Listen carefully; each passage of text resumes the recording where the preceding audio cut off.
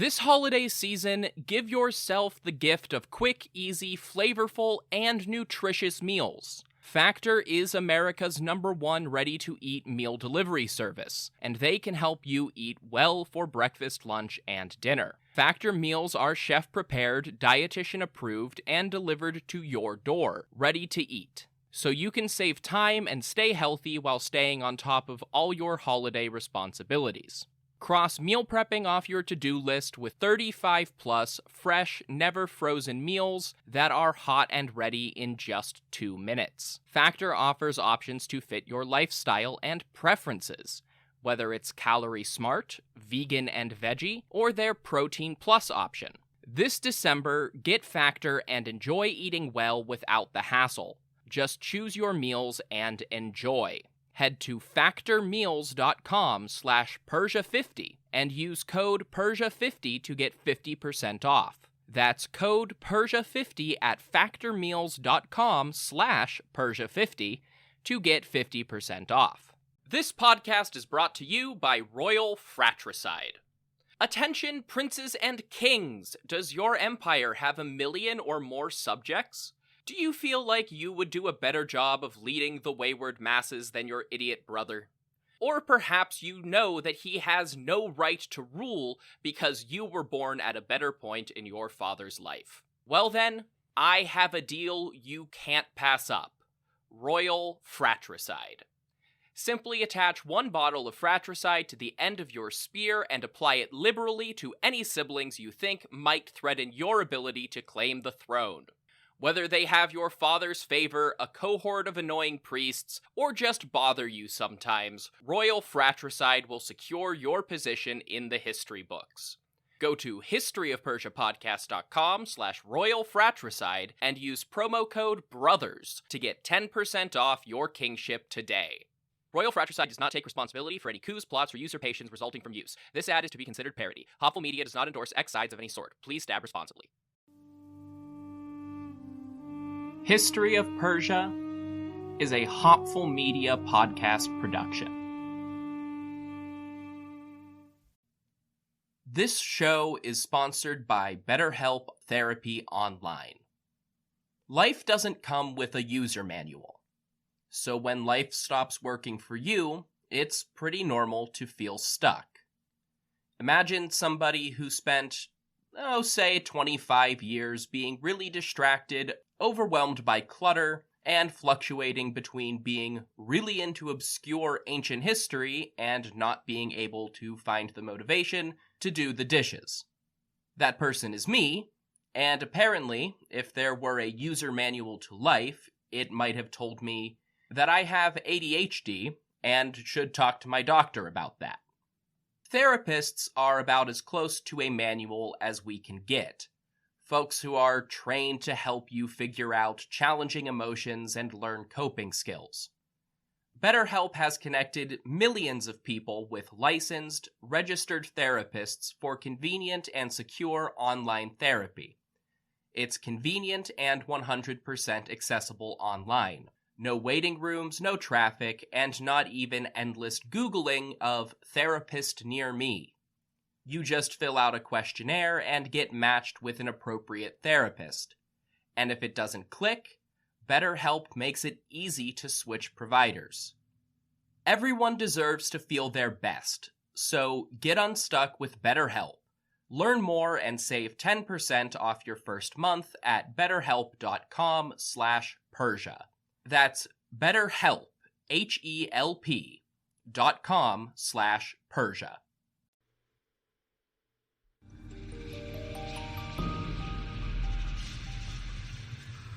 Hello everybody, this is Trevor Cully and welcome to The History of Persia, Episode 9. Who are you again?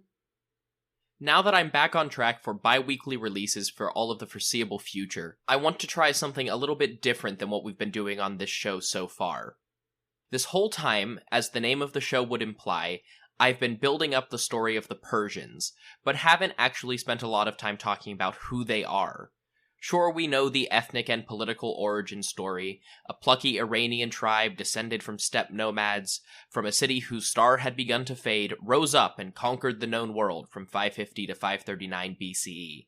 It's classic history book stuff, but I haven't really talked about who the Persians were. What was their culture, their organization, artwork, heritage, relations with their neighbors and subjects? So now I think it's time to ask, who exactly are the Persians? Not just Cyrus, the great and mighty conqueror, but the people around him. There are whole books dedicated to picking apart the culture of the Achaemenid Empire, but the question I just asked is harder to answer than you might think. We have virtually no record of Persian culture in the period of Cyrus and his sons. This brings me back to the growing debate in the study of the First Persian Empire, Achaemenid versus Teispid. You've heard me use both words already, and I went into an explanation of it back in episode 4, Cyrus, King of Anshan. The oldest ancestor of Cyrus the Great identified on any document or inscription from the Great King's lifetime is Teispid, his great-grandfather. The term Achaemenid comes from the name Achaemenes, noted as Teispid's father, great-great-grandfather to Cyrus, in later inscriptions. Achaemenes' name does not appear anywhere until the reign of Darius I, almost a full decade after Cyrus's death. Darius used that name to associate himself with Cyrus as a cousin, but without any reference to Achaemenes before that time, scholars have speculated that Darius may have been wholly unrelated to the original kings of the Persian Empire, and added his notable ancestors to Cyrus's family tree only after he seized the throne in a coup, as a way to legitimize himself. This theory, as well as a clear shift in administrative style after the rise of Darius, has led some people to call Cyrus and his sons the Teispid dynasty after their ancestor Teispid, rather than including them as truly Achaemenid. Even if Cyrus was descended from Achaemenes, and simply only acknowledged one less generation than Darius, I will use Teispid to refer to Cyrus and his children when contrasting them with later generations of Persian royalty. And there are many contrasts to be made, first and foremost in the written and physical evidence. Records of any sort from the Teispid period are scarce, and much of it is reconstructed from outside histories. The later Achaemenids provided much more detail in writing, as well as artwork and architecture that has survived to us. This makes reconstructing Persian culture under the Teispids very difficult. The vast majority of discussion about Persian culture starts only after Darius took over and scholars have a clear picture of what was going on. Of course, I can't talk about what happened under Darius until our narrative talks about Darius. So for now, I'll give an overview of what we do know about arts and culture under Cyrus and his sons.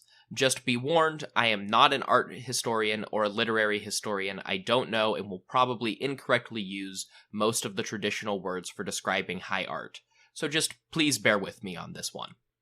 Before diving all the way in on this, I'll stay on slightly more comfortable ground with an overview of the component parts of the empire and their influences on the culture of the greater whole. Starting with Persia itself, the home province of Cyrus and his people in southwestern Iran, modern-day Fars. We know just about as little as we possibly could about the Persians culturally before this point. Despite all of the literary evidence suggesting that the Iranians lived and ruled in previously Elamite territory for centuries before the rise of Cyrus, there is very little archaeological evidence for their culture.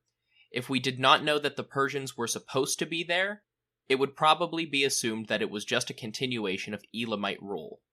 On top of this is the issue of the Medes. Both were Iranian peoples, and it may be that they weren't very distinct cultures at this time. In fact, it may be that they weren't distinct at all and the Persians were just a subgrouping of the Medes. Certain traits were described as Median by some outside authors, which are also described as Persian in different sources.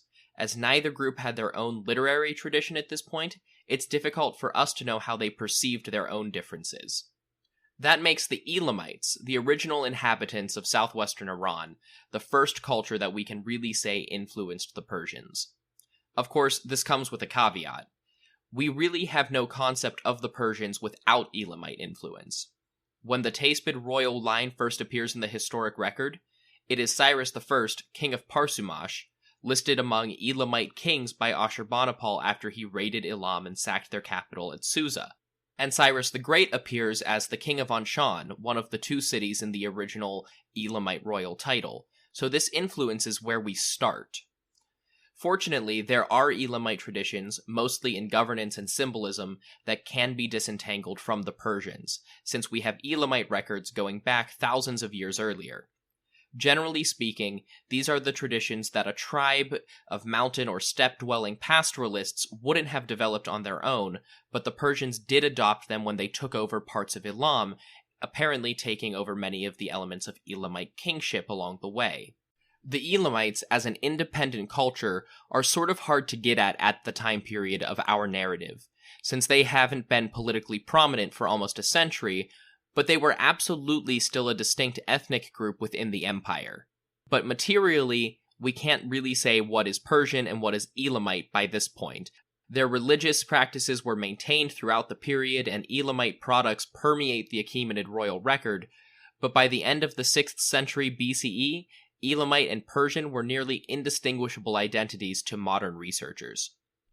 Elam also would have been the first conduit to bring the cultures of Mesopotamia to the Iranian tribes. Primarily, this means the Assyrians and Babylonians, but the Assyrians first and foremost.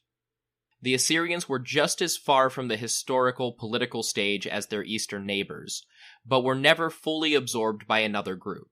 Assyria, called Athura in Old Persian, was a relatively ignoble and agricultural province of the empire under Cyrus. It was centered on the remains of the old capitals Nineveh and Ashur, which had been destroyed decades earlier by the Babylonians and Medes, an event which I discussed back in episode 3.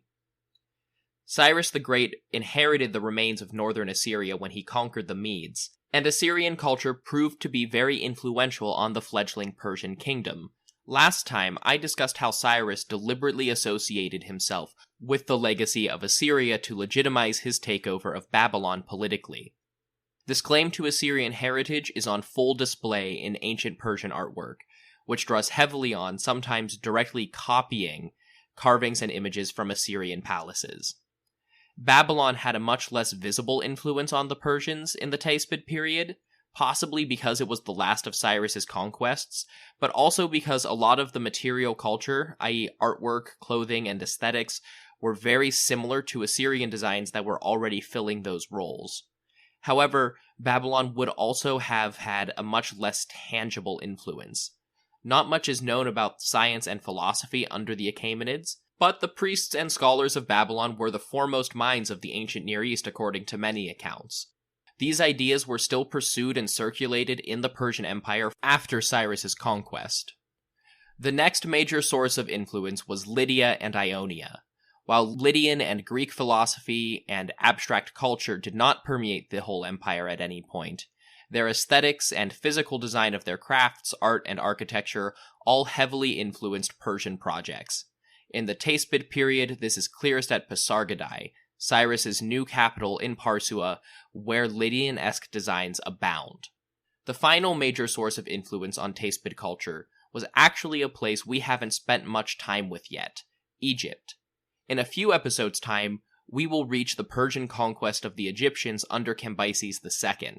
But even before it was officially made part of the empire, Egypt was already influencing Persia. Egyptian culture was already one of the oldest in the world at this point, and several sources hint that Cyrus had overt plans to continue pushing his conquests to the River Nile, even if nothing came of it during his life.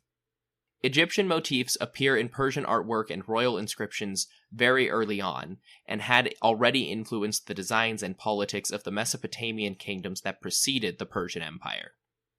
Finally, there are two minor sources that are probably worth mentioning. First, Urartu, the kingdom in eastern Anatolia that had long since been crushed by invading steppe nomads and the kings of the Assyrian Empire, and by the time of Cyrus was probably still in the process of becoming Armenia, as Armenians were starting to occupy that land. However, Urartian designs feature prominently at Pasargadae, and would likely have been seen by Cyrus when he conquered the region. The second minor source is the Aramaeans, an ethnic grouping who spread through Mesopotamia, Syria, and the Levant in the early Iron Age, whose language was rapidly adopted across the region, eventually becoming a de facto common language across most of the Persian Empire. We see very few examples of Aramaic in early Persian sources, most likely because it was usually recorded on degradable papyrus paper rather than clay, which could be fired and preserved like other languages. However, by the time of Darius I, the language was clearly the dominant and important language of the empire. Well, and again with very limited examples, let's start with physical culture. Art, architecture, and really culture in general can be divided into two categories under the Persians. There is imperial art, directed and designed from the top down and spread across the empire. But the empire ruled over so vast a space with so many people that there is also a second category of art in the empire. This is all of the works produced in the local styles and traditions of the many subject peoples. The latter category can contain influence from the former, but there were never any unifying artistic movements across all of those different regions. For the purposes of this show, and particularly this episode, I'll be focusing on imperial art. I'll probably get into how Achaemenid imperial styles influenced regional cultures once everything's a little more formal, but for the most part I'll be sticking to direct Persian culture. So of course, I'm starting with a time that we know nothing about. The best place to find examples is going to be Pasargadae. Later Achaemenid sources tell us that Cyrus initiated the construction of a new capital city, called Pathragada in Old Persian. In Persian, the name means protective club, as in a blunt weapon. But through some mispronunciation and linguistic shenanigans, the Greeks arrived at Pasargadae, a combination of words almost entirely unrelated to Pathragada, which translates to English as the dwelling of the Persians. Both names are fitting. The Persian name claims the power of the new city, and the Greek name accurately describes its purpose. We don't really know when construction started, but scholars have a pretty good guess. It was likely an idea that Cyrus had early on, but actual plans and designs seem to have come just after the conquest of Lydia. We think this because Pasargadae incorporates noticeable Assyrian artistic elements and architectural designs from Urartu and Lydia, but almost nothing from Babylon, suggesting that it was before that influence had trickled into Persia. Cyrus's capital, even in the early years, was probably a sight to behold. Built largely out of sandstone rather than the mud bricks that were common in Mesopotamia and This podcast is brought to you by Royal Fratricide. Attention, princes and kings! Does your empire have 1 million or more subjects? Do you feel like you would do a better job of leading the wayward masses than your idiot brother? Or perhaps you know that he has no right to rule because you were born at a better point in your father's life. Well then, I have a deal you can't pass up. Royal Fratricide. Simply attach 1 bottle of fratricide to the end of your spear and apply it liberally to any siblings you think might threaten your ability to claim the throne. Whether they have your father's favor, a cohort of annoying priests, or just bother you sometimes, Royal Fratricide will secure your position in the history books. Go to historyofpersiapodcast.com/Royal Fratricide and use promo code BROTHERS to get 10% off your kingship today. Royal Fratricide does not take responsibility for any coups, plots, or usurpations resulting from use. This ad is to be considered parody. Hopful Media does not endorse X sides of any sort. Please stab responsibly. Up to this point, and painted with reds, blues, and yellows, and probably gilded as well. It really wasn't even a city in the conventional sense, but a complex of palaces and support buildings, separated by amazing gardens called paradises. The city existed purely as an expression of Persian power, supposedly built on the site of Cyrus's first victory against Media. Today, the ruins of 2 palaces sit on the site, which archaeologists label Palace S and Palace P. Palace P is generally attributed to the final stage of construction under Darius, as the city was never completed during the lives of Cyrus and Cambyses. However, Palace S is thought to be Cyrus's. So naturally, almost all of the surviving imagery in the form of carvings and sculptures is associated with Darius. There is one complete image at Palace S on the huge front gate, called Gate R. It is a human figure with 4 wings, an Elamite robe, wearing an Egyptian crown, and sporting a Phoenician-style beard. This was based on an Assyrian design sometimes called a winged genie, or genius, which was intended to ward off evil. And you can tell from the various sources for its clothing and design at Pasargadae that we're seeing the early stages of Achaemenid imperial design. It is lost now, but there was once an inscription above the gate that read, "Cyrus the Great King, son of Cambyses the King, and Achaemenid says..." And then our records are damaged and we can't read what comes next. This gets us to the problematic part of Gate R. Not only are all other references to Achaemenes as an ancestor of Cyrus from after the rise of Darius, and not only did Darius put a lot of the finishing touches on Pasargadae, but this is also the only example of Old Persian writing claiming to be from before Darius, and the only Assyrian-style carving from Cyrus's part of the capital. Of course, all of this could be waved off as coincidental, but it does leave the whole sculpture a little suspect. The inscription also leaves us wondering if the genie is supposed to portray Cyrus himself. After all, it does label the gateway with Cyrus's name and follows with lost dialogue from the Great King, but there's no real way for us to know. It's entirely possible that it's also just a stock figure. Outside of the gate were two colossal winged bulls. Today, those statues are completely missing, but they are mentioned in historical sources, and we have two more complete examples of similar statues from the later capital at Persepolis. As far as the Near Eastern animal motifs go, bulls with wings are actually pretty tame. Earlier Mesopotamian examples, as well as later Persian ones, feature stunning and ridiculous chimeras, taking parts of lions, snakes, birds, bulls, fish, and many other animals and mashing them together into fantastical monsters. Unfortunately, the exact origins of that design choice are lost to us, but we see it again and again in ancient art from the region. The placement of the winged bulls in particular, outside of the royal gate, might suggest that they, like the genie, were intended to ward off evil. The animal motif actually continues in a type of drinking vessel called a rheton, which was particularly popular in the Persian Empire. These could be cups or pitchers for serving or drinking, and were usually made of cast metal, often precious metals in the more extravagant examples, but one of their most defining features was that they were cone-shaped and decorated with an animal head or partial animal body at one end of the cup. These were common across the Persian world, and had actually been common across Eurasia since the Bronze Age, but the Persian Empire produced some of the most ornate examples, and they were extremely common at this particular point in time. After the Greek wars with Persia, many rhetons were brought back to Greece and copied there, thus becoming part of Greek culture as well. Back to the architecture, though. Within the gate, you have Palace S, sometimes called the Audience Hall.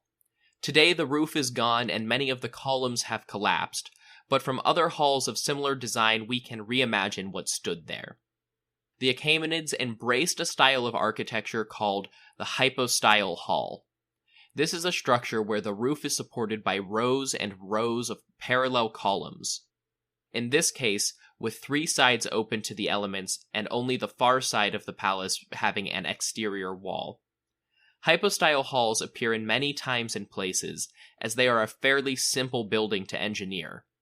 But early Persian palaces, like Palace S, have a strong resemblance to the royal palaces of Urartu, which Cyrus would have encountered when he was conquering that region and subjugating the Armenians.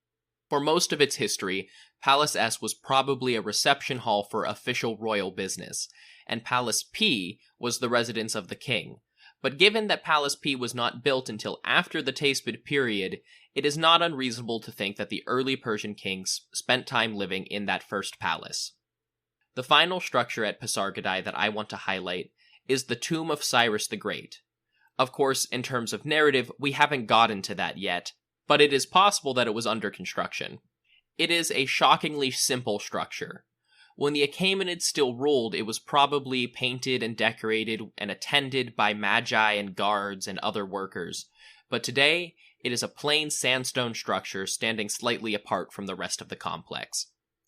The lower part of the tomb is almost pyramidal in shape, a series of steps arranged in a square around the tomb itself, rising about 5 meters or 15 feet from the ground, to a simple structure. A boxy building about 13 meters long by 12 wide and 11 high. That's about 40 by 36 by 33 in feet.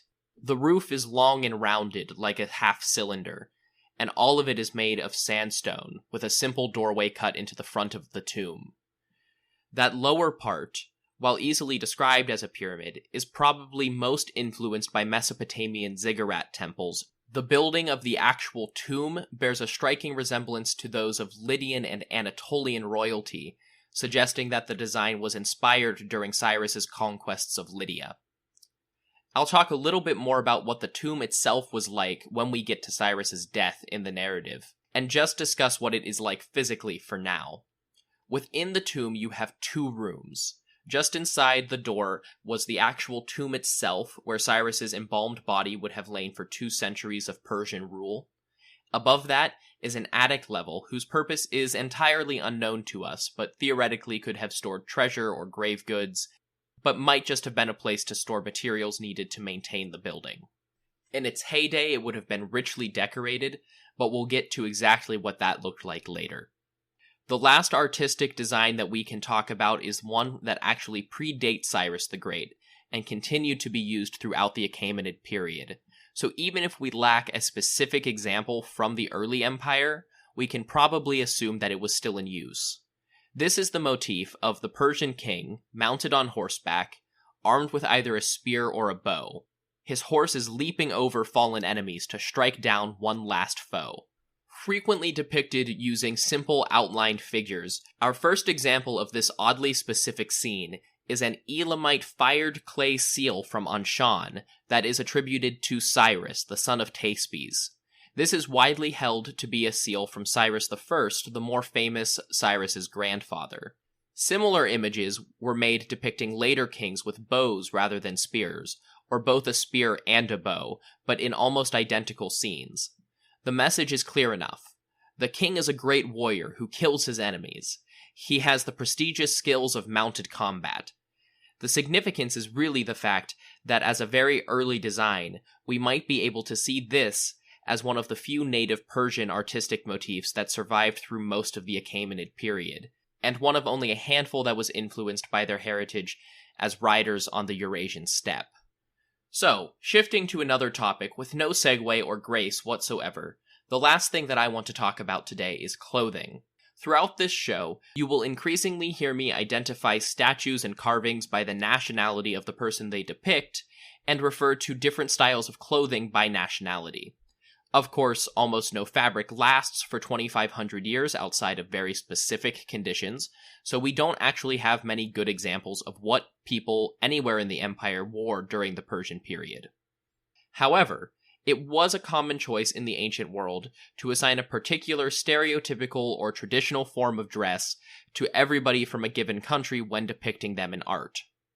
By and large, lower class and ordinary people across the ancient world wore loose-fitting tunics that looked a bit like a modern t-shirt and fell to your knees or thighs, and sometimes early pants/trousers, depending on culture and climate. The exact details would vary from place to place, but that was fairly uniform across Europe and Asia at this point. Artwork provides some sense of what else some people might have worn, even if it was just nobles or for formal occasions. For example, I described the winged genie from Gate R as wearing an Elamite robe. This was an ankle-length robe open in the front with long draping sleeves, at least according to depictions of Elamites in contemporary artwork. There was a different national dress associated with people from almost every culture that appears in Achaemenid art, so for now, I'll just focus on the Persians themselves, whose clothing was also described a little bit in some Greek sources. There are 2 basic designs to male Persian dress in their art: the regal robes of official court dress and the cavalry costume, which were reminiscent of the steppe tribes that the Persians descended from. Sometimes the 2 are called Persian and Median costumes, respectively, but Herodotus describes the Persian native style as the inelegant one, so it's probably best not to put too much emphasis on that sort of thing. The fancier court dress would have had a headpiece, which could be a headband, a long scarf, or a cylindrical hat. How big the headbands and hats were may have varied by rank, and for an example of those headbands you can check out the banner at the top of the Facebook page or the website for this show. On the torso, court dress would include a pleated vest or a shirt with wide sleeves. Both variants were worn with a pleated kilt, and fastened with a belt. Below those garments would be full or knee-length tunics, usually dyed with different colors. Finally, their shoes would be flat-footed with round toes and fastened over the top with straps, or the older Elamite style of short boots with upturned toes also seem to have persisted into the Achaemenid period. The riding outfit was overall simpler, intended for more physical activities like riding, hunting, and fighting. On their heads would be a cap of stiff felt, sometimes adorned with a metal ring to retain their shape and mark nobility. Another option was a sort of soft hood that covered the sides of the face and chin, with long flaps tied either under the chin or on the sides of the neck. The hood in particular seems to have been decorated in different ways depending on the rank of the person wearing it, either with a tiara attached to it or ribbons trailing off the back. On the torso of the riding outfit we see long cloaks. Greek writers were almost uniformly impressed by these, describing the cloaks as beautiful and heavily decorated. Beneath the cloak would have been a shorter, thigh-length tunic with no sleeves and a leather belt. The tunic could then be tied up over the belt for increased mobility. Below that tunic, they wore full-length breeches or leggings, which the Greeks mocked heavily for being bright colors. Even in the traces of paint archaeologists can detect on Persian reliefs, it seems that they were bright yellows, blues, and reds, sometimes with foot coverings built into them. When their shoes weren't part of their clothes, the riding costume would have had knee-high boots or shorter, thick-soled ones with high heels. Finally, the much less thorough information about women's clothing. Frustratingly, women were depicted infrequently in Persian artwork and often not described by outside sources, so we have very few examples to go on here. It seems that noble women wore ornate belts over long pleated robes or flowing chiton dresses with huge floor-length sleeves, in a similar style to the Ionic Greeks. Some sculptures depict women in a full-body covering robe with an open-faced hood, similar to the modern Iranian chador. Beyond those most basic details, we just don't have much more information about women's clothing at the time. The only further detail I can really give about women's clothing is that there are a few accounts of Persian princesses being talented riders, in which case we can probably guess that they wore similar clothes to the men when riding. And I think I'll leave it at that for now. Down the line, I'll get into more detail about Achaemenid culture once it's more firmly established, and hopefully now you're starting to get an idea of what the world of the Persians looked like.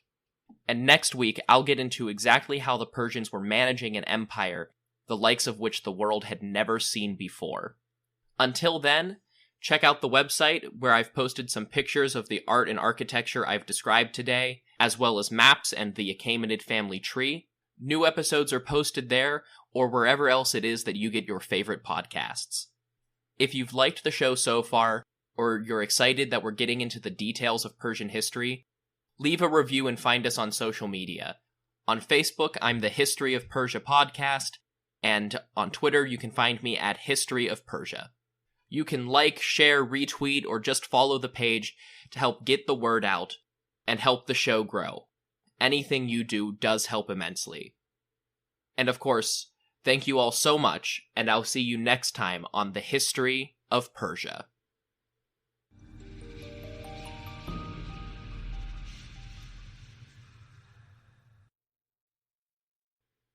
This podcast is brought to you by Royal Fratricide. Attention, princes and kings! Does your empire have 1 million or more subjects? Do you feel like you would do a better job of leading the wayward masses than your idiot brother? Or perhaps you know that he has no right to rule because you were born at a better point in your father's life. Well then, I have a deal you can't pass up. Royal Fratricide. Simply attach 1 bottle of fratricide to the end of your spear and apply it liberally to any siblings you think might threaten your ability to claim the throne. Whether they have your father's favor, a cohort of annoying priests, or just bother you sometimes, Royal Fratricide will secure your position in the history books. Go to historyofpersiapodcast.com/Royal Fratricide and use promo code BROTHERS to get 10% off your kingship today. Royal fratricide does not take responsibility for any coups, plots, or usurpations resulting from use. This ad is to be considered parody. Hopful Media does not endorse X sides of any sort. Please stab responsibly. This podcast is brought to you by Royal Fratricide. Attention, princes and kings! Does your empire have 1 million or more subjects? Do you feel like you would do a better job of leading the wayward masses than your idiot brother? Or perhaps you know that he has no right to rule because you were born at a better point in your father's life. Well then, I have a deal you can't pass up. Royal Fratricide. Simply attach 1 bottle of fratricide to the end of your spear and apply it liberally to any siblings you think might threaten your ability to claim the throne. Whether they have your father's favor, a cohort of annoying priests, or just bother you sometimes, Royal Fratricide will secure your position in the history books.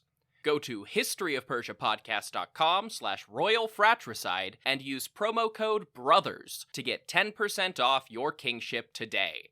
Royal Fratricide does not take responsibility for any coups, plots, or usurpations resulting from use. This ad is to be considered parody. Hopful Media does not endorse X sides of any sort. Please stab responsibly.